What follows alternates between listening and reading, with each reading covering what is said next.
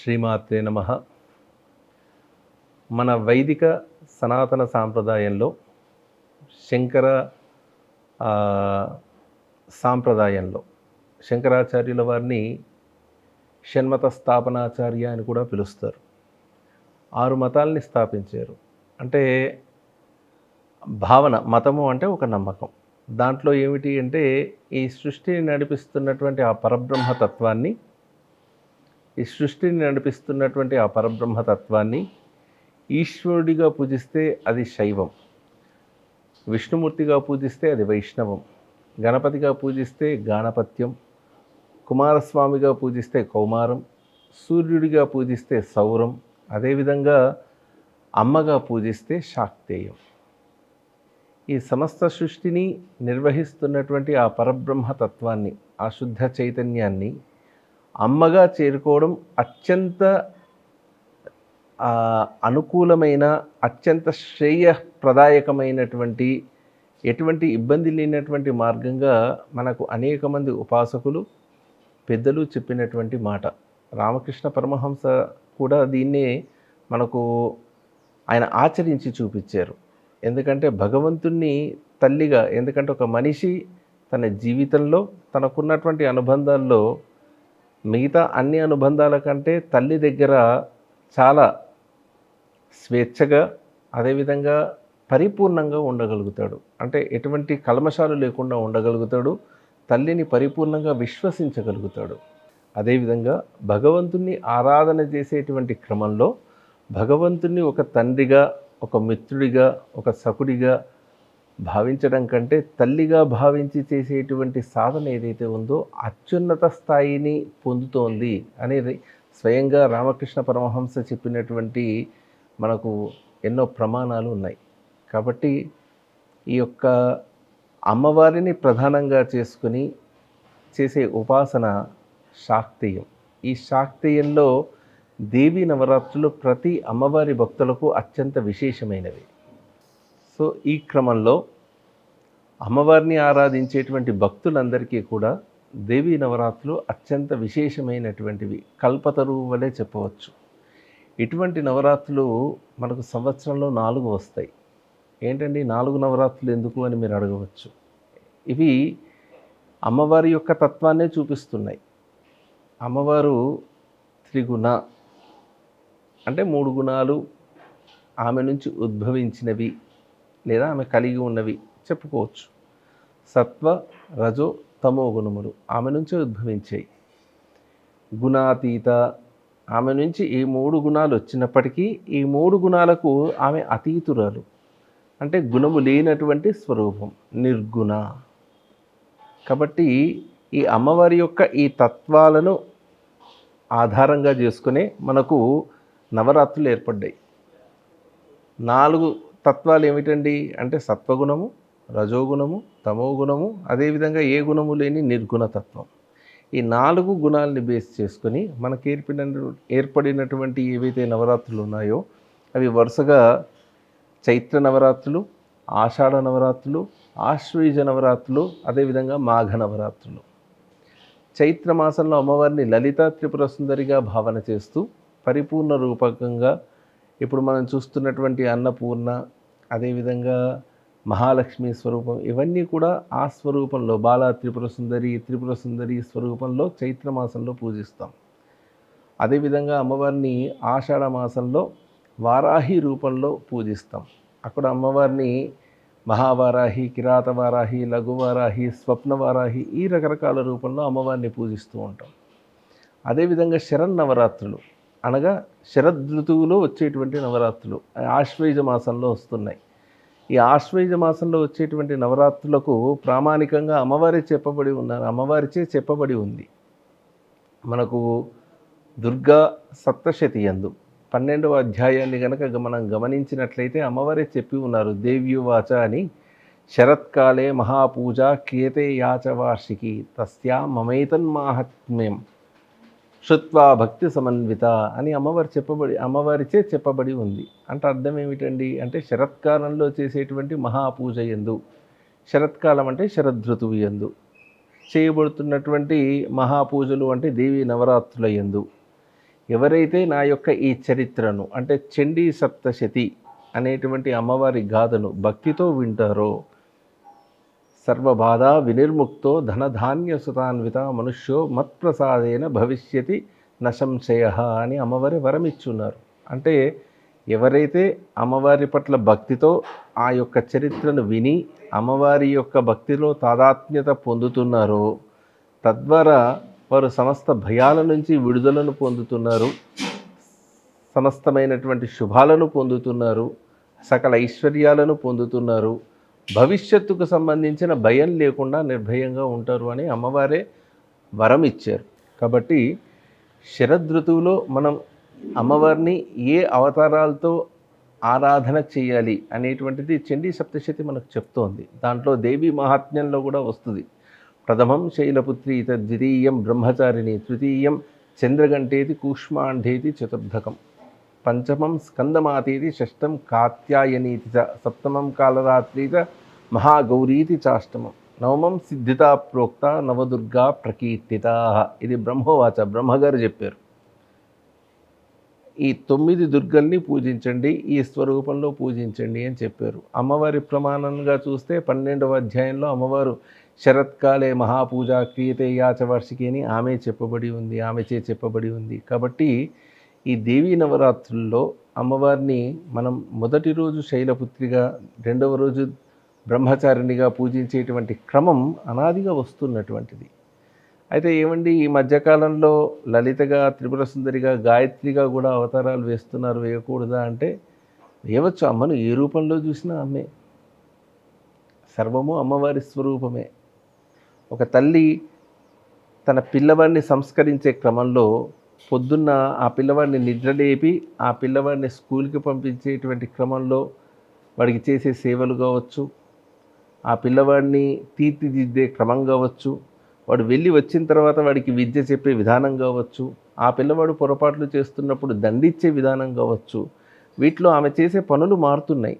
పనుల్ని బట్టి ఆమెను పిలుస్తున్నారు అంటే అక్కడ అమ్మ అని గుర్తించడం పక్కకు పెట్టి కేవలం పనుల్ని గుర్తించడం జరుగుతోంది.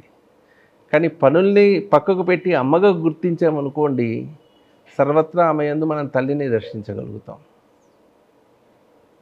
ఉదాహరణ ఇంకా తేలిగ్గా పట్టుకోవాలి అంటే ఒక తండ్రి పిల్లవాడిని స్కూల్కి తీసుకెళ్తున్నాడు. అప్పుడు ఆయన ఏమని పిలవాలి? డ్రైవర్ అని పిలవాలా? ఆ పిల్లవాడి కోసం ఈయన నిరంతరం కష్టపడుతున్నాడు, కష్టపడి సంపాదించిన ద్రవ్యాన్ని ఆ పిల్లవాడికి ఫీజుగా చెల్లిస్తున్నాడు. ఆయనకు పనివాడిగా చెప్పాలా?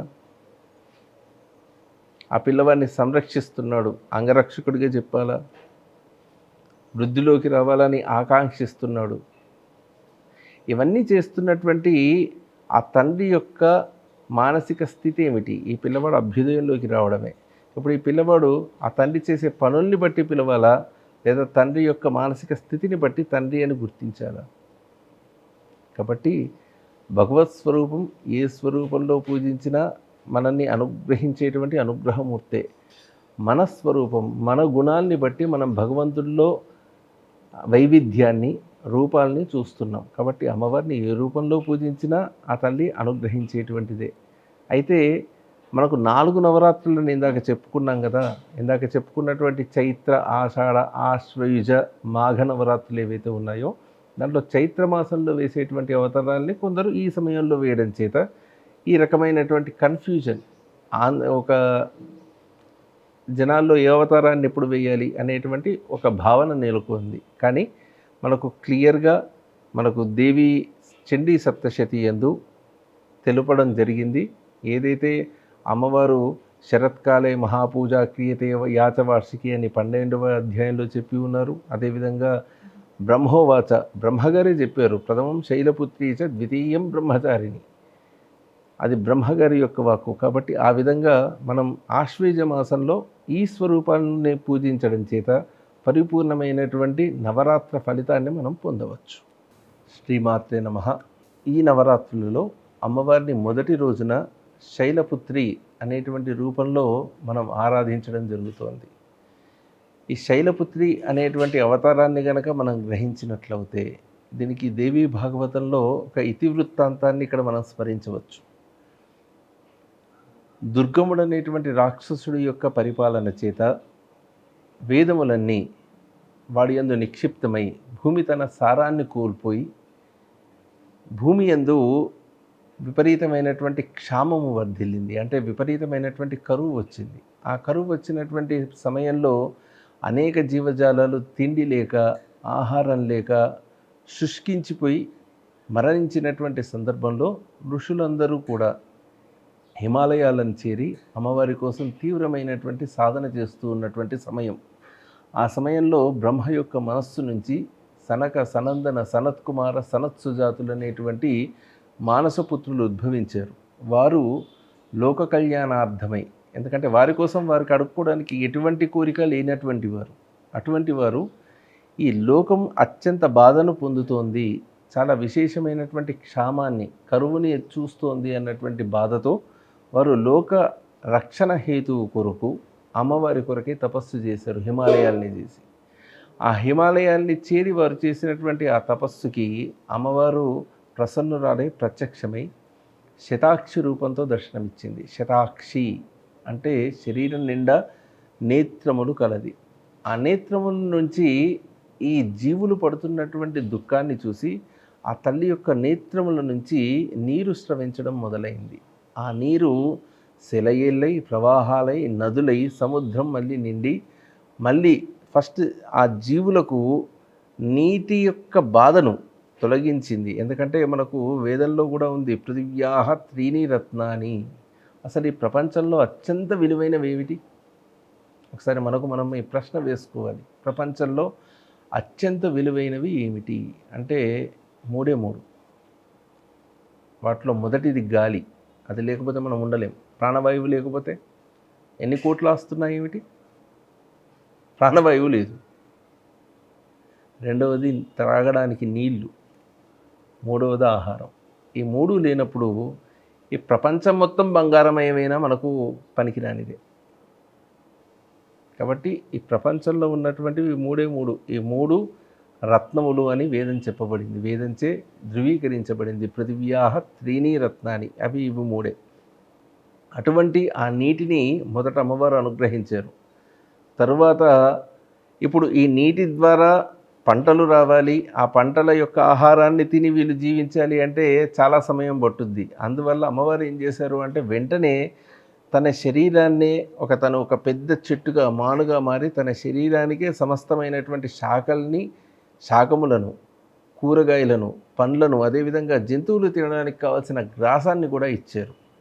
ఆ స్వరూపాన్ని మనం శాకాంబరిగా అమ్మవారిని గుర్తు చేసుకొని పూజ చేస్తాం. శాకాంబరి స్వరూపం అత్యంత విశేషమైనటువంటి స్వరూపం. ఇది సమస్త సృష్టి యొక్క ఆకలిని తీర్చడానికి అమ్మవారి యొక్క మాతృత్వాన్ని తెలియజేసేటువంటి అద్భుతమైనటువంటి ఒక అమ్మవారి యొక్క స్వరూపం.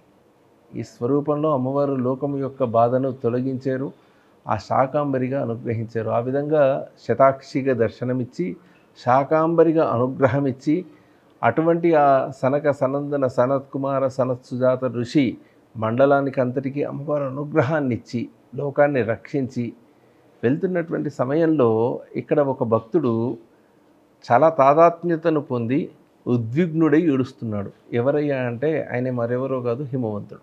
కారణం ఏమిటి అంటే వీళ్ళందరూ తపస్సు చేశారు, వీళ్ళకు అమ్మవారి దర్శనం జరిగింది. ఈయన ఏ తపస్సు చేయలేదు, కానీ ఈయనకు అమ్మవారి దర్శనం జరిగింది.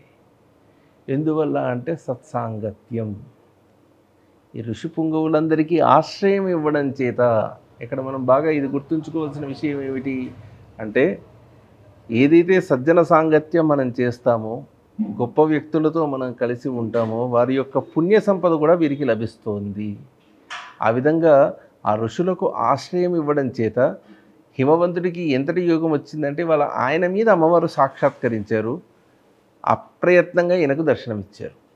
ఆ క్రమంలో ఈయన యొక్క ఉద్విగ్న స్థితిని గుర్తించినటువంటి అమ్మవారు ఈయన్ని కూడా అడుగుద్ది ఏమైనా వరం కోరుకోమని. ఆయనప్పుడు అమ్మవారిని ప్రశ్నలు వేస్తూ ఉంటాడు. ఆ ప్రశ్నల్లో అమ్మ ఎక్కడ మీ దర్శనం విశేషం, ఎక్కడ మీరు పూర్తి స్వరూపంతో విరాజిల్లుతూ ఉంటారు అన్నప్పుడు అమ్మవారు అనేక ప్రశ్నలకు సమాధానం తాత్విక దృష్టితో ఇస్తారు. ఆమె చెప్తారు, నేను ఏ క్షేత్రంలోనూ, ఏ హిమాలయ పర్వతములపైన కానీ, ఏ అగాధముల యందు కానీ ఏ దివ్యలోకముల యందు కానీ ఉండను. ఎవరైతే భక్తితో నిరంతరం నన్ను ధ్యానిస్తూ ఉంటారో వారి హృదయంలో ఉంటాను. అటువంటి వారిని దర్శించడమే నన్ను దర్శించడం అని చెప్పేసి అమ్మవారు చెప్తారు. ఆ క్రమంలో అతడు వేసిన ప్రశ్నలకు సమాధానం చేస్తూ అతడి యొక్క భక్తికి మెచ్చి అతడికి పుత్రికగా జన్మించేటువంటి వరాన్ని అమ్మవారు ఆయనకి ఇస్తారు. కాబట్టి ఇప్పుడు హిమవంతుడికి అమ్మవారిని పుత్రికగా పొందేటువంటి వరం ఉంది. ఆ వరాన్ని అమ్మవారు ఆధారంగా చేసుకొని సతీదేవిగా తన యొక్క స్వరూపాన్ని అవతారాన్ని చాలించిన తర్వాత హిమవంతుడికి ఏదైతే ఈ యొక్క హిమవత్ పర్వతాలకు రాజైనటువంటి ఆ హిమవంతుడికి అమ్మవారు హైమవతిగా, హిమజగా, శైలజగా పుట్టింది. శైలము అంటే పర్వతము అని అర్థం. ఆ శైలానికి ఆమె పుత్రిక కాబట్టి, శైలము నుంచి పుట్టినటువంటిది కాబట్టి శైలజ. ఆ విధంగా వచ్చినటువంటి ఆ అమ్మవారు శైలపుత్రి స్వరూపంలో అనుగ్రహమూర్తి అయి ఉన్నారు. ఈ స్వరూపంలో అమ్మవారు త్రిశూలాన్ని, కమలాన్ని ధరించి ఉన్నారు. ఈ త్రిశూలం అనేటువంటిది రక్షణను చూపిస్తోంది. మనలో ఉండేటువంటి 3 నాడుల యొక్క శక్తిని కూడా చూపిస్తోంది. ఇడ, పింగళ, సుషుమ్న. అంటే అమ్మవారి యొక్క అనుగ్రహాన్ని పొందినటువంటి వాడు, ఈ అమ్మవారిని పూజించినటువంటి వాడు యోగ శాస్త్రంలో వాటి ఆ యొక్క షట్చక్రాలకు సంబంధించిన జ్ఞానాన్ని పొందుతాడు. ఎందుకంటే కమలం జ్ఞానాన్ని సూచిస్తోంది, త్రిశూలం ఈ యొక్క నాడుల యొక్క శక్తిని సూచిస్తోంది, వాటి విజృంభణను చూపిస్తోంది. కాబట్టి అమ్మవారిని పూజించడం చేత రక్షణను పొందడం, జ్ఞానాన్ని పొందడం ఒక అర్థం. యోగశాస్త్రం ప్రకారంగా తీసుకుంటే యోగ మార్గంలో ఇతడు ప్రవేశించడానికి కావాల్సినటువంటి అనుజ్ఞను, అర్హతను ఇవ్వడం అనేటువంటిది ఈ స్వరూపంలో అమ్మవారు మనకు తెలియజేస్తూ ఉన్నారు. కాబట్టి మొదటి రోజైనటువంటి ఈ శైలపుత్రిని పూజించడం ద్వారా భక్తులు తమ మనోభీష్టాలని పొందగలరు. శ్రీమాత్రే నమః. Please subscribe to the channel and download the Politicos app from the links in the description.